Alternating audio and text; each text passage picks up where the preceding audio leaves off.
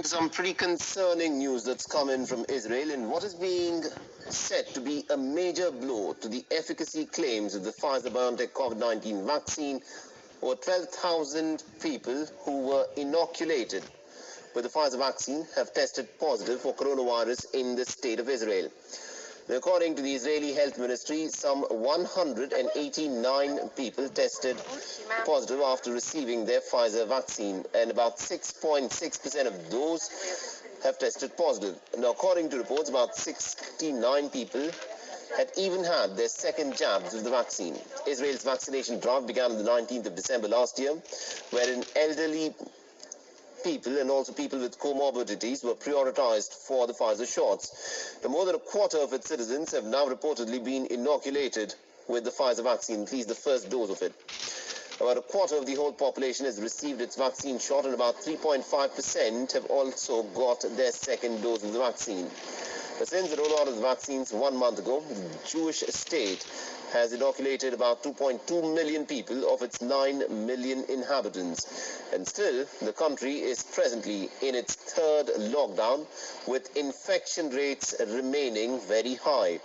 More than 500,000 people have been reported, and about 4,000 odd people have died in the state of Israel since the pandemic began.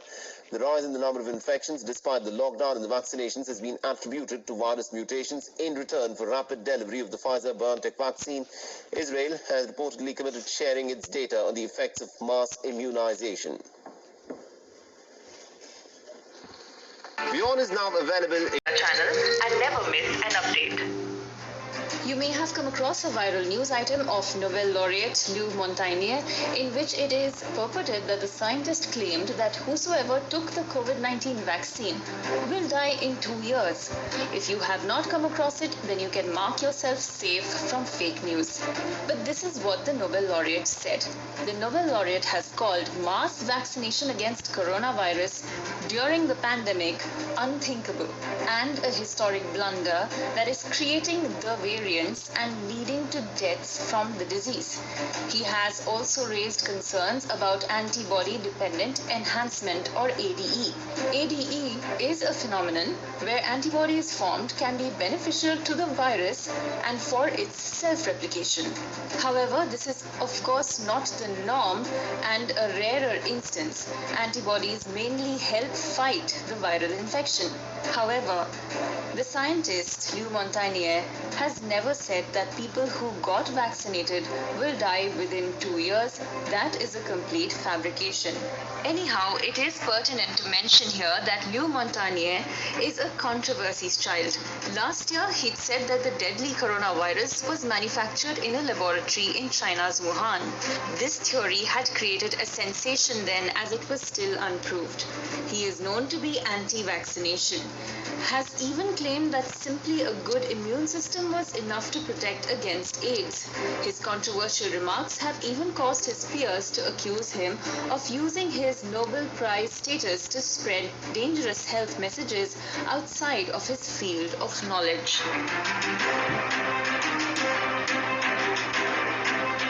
It's one of the reasons I held an event where I just allowed 5 women and a 13-year-old girl to tell their story about possible vaccine injuries. And of course, you know how that went over.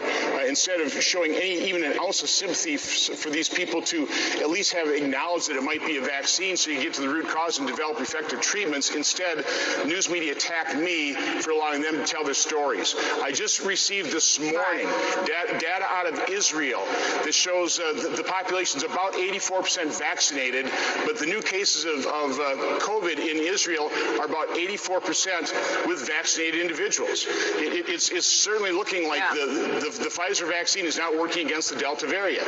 Now, that's not being talked about here in U.S. media. I'm not even sure it's being talked much about in Israel media.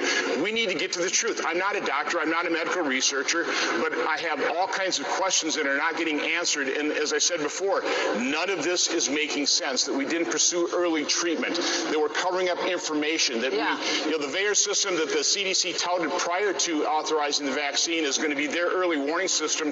Now, it is being thoroughly discredited in the media and by other medical individuals. I don't understand it. I realize VAERS doesn't prove causation, but it's an early warning system. Why are we ignoring it?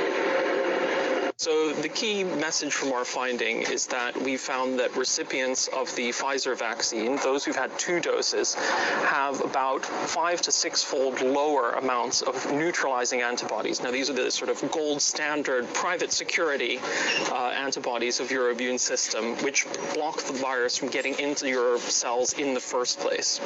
And so we found that that's less for people with 2 doses. We've also found that for people with only 1 dose of the Pfizer jab, that they're less likely to have high levels of these antibodies in their blood.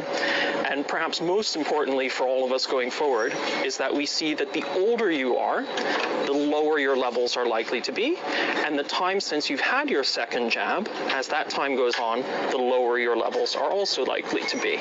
So that's telling us that we're probably going to be needing to prioritize boosters for older and more vulnerable people coming up soon, especially if this new variant spreads.